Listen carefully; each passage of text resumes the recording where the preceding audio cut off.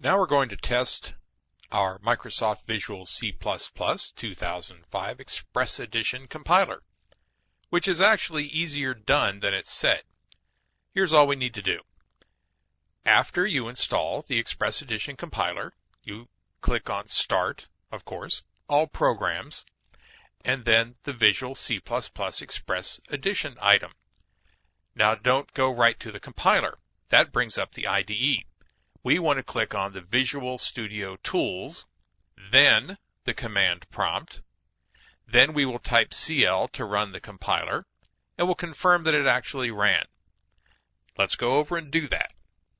Here you see that we have clicked on Start and All Programs, and now we have to scroll down to Visual C++ 2005 Express Edition, over to Visual Studio Tools, and then we select the Visual Studio 2005 command prompt.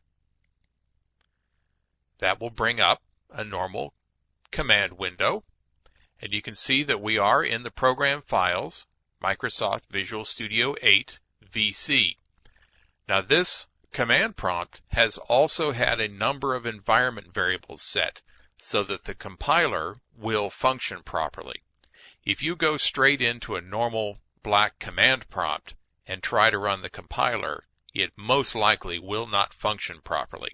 And what's worse, it may appear to function properly, but then not link properly and give you a lot of trouble. So only start the command line the way that I just showed you to start it. Otherwise, you'll have lots of additional problems on top of programming in the language.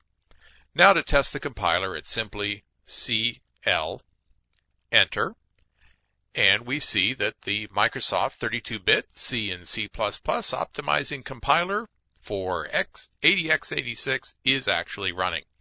And it also gives us a usage line that we would type in CL and any kind of options that we might want to compile, which we won't really be working with that, the file name that we're going to compile, and then any kind of link options after the /link identifier.